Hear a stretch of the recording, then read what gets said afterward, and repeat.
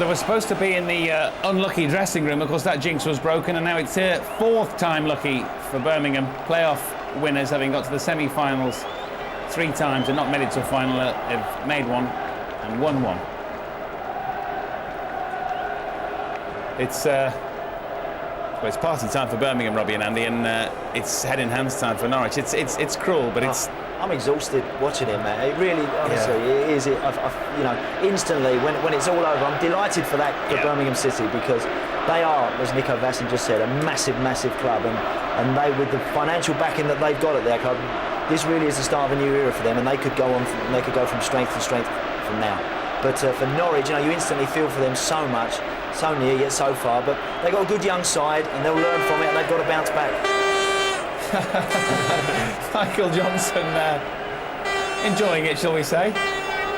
Tremendous stuff. And as we continue to see the contrasting sides of the playoff picture, if you like, Steve Bruce already a Birmingham folk hero. Strange how things turn out. He's a legend, isn't he, already? And we saw a tear in the eye of one of probably the most hardened footballers I've certainly played against. We can see what it means to him to go back to a club that he's got a massive affinity for, and his team have done him proud because they've dug in, they've showed character. There was times today they were outplayed in periods of the game, but they hung in there, they turned it their way, and in the end, a young kid of 19 years old, what a story that is for him.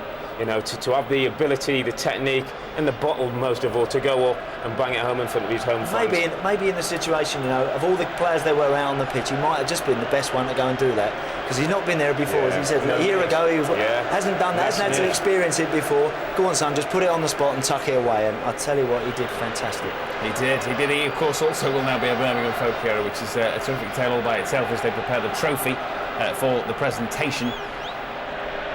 It's strange to think that it was only, a couple of months back they were perhaps struggling to get into the playoffs, that they were 1-0 down in the first minute of extra time here. As the players themselves said, it's all about belief, isn't it? They had us in March, Matt, they were 2-0 down at home to Wolves, and they clawed it back to 2-2, and from that moment onwards, they really kept going. They kicked in, they won a lot of matches, grinding results out, and that just goes to show that belief, the confidence builds, and here they are, they're winners, deserved winners. And they'll make the Premier League a better league, because that's a big club with a big following. The Midlands, I'm glad I live there. It's going to be fantastic next year. Villa, my old club, won't be too happy they're coming up, but maybe. West Brom too. Yeah, exactly. It's going to be super. Not a great time to be a Wolves fan. I think there'll be one or two rubbing that in, but we have to spare a thought for Norwich. Getting great seats for them. We have to spare what a story that is for Nigel Worthington. Take nothing away from their achievement, but I'm afraid it's harsh and it's Birmingham's day. It is, and I suppose in a strange way there was a little bit of it being written in the sense that they've made it the semi-finals of the playoffs so many times. And last minute at Millwall, that last minute goal from Stern John down there. I thought they'd lost that, but it's amazing what happens. It is. Let's rejoin Peter Drury for the trophy presentation. Well, even for the oldest of these players, it's half a lifetime ago that this club was playing amongst the elite. For some, it would be a blurred memory of their childhood. For others, not even that. In a way, it's a bit anomalous to hand out a trophy today. After all, the real winners have been on holiday for 3 weeks. West Brom came second and get no such treatment. But these last gasp graduates from the Football League, surely today, do deserve this formal ceremony. Damian Johnson there never got on, but played his part. Boy, did Darren Carter get on. When he's old and grey, he'll tell this story.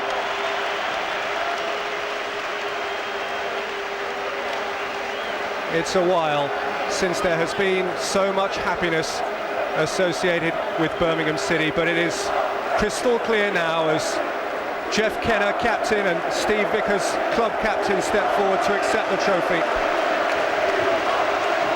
But after all these years, Birmingham City are back. Birmingham City are in the Premiership.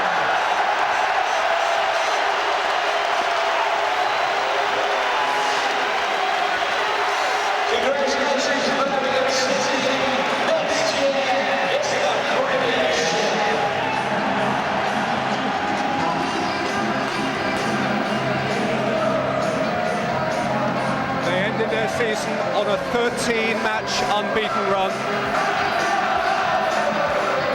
It has taken them all the way into the Premiership, and if momentum counts for anything, Rob, then you would consider them at least to have a chance in the Premiership, and that game against Aston Villa is what many of these thousands of fans have been living for.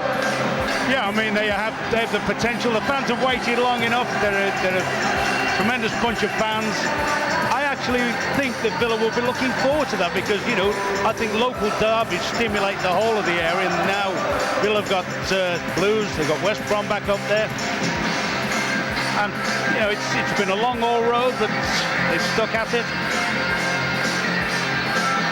The medal means so much, the trophy means so much, but in a way, today's rewards are not tangible rewards. For these players, this is a career moment, a career turning moment.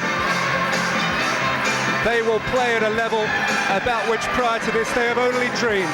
And they will watch at a level which, certainly for those who are in their dad's arms, they have never watched before. Special pictures, special times for Birmingham City. They, once again, are an elite club.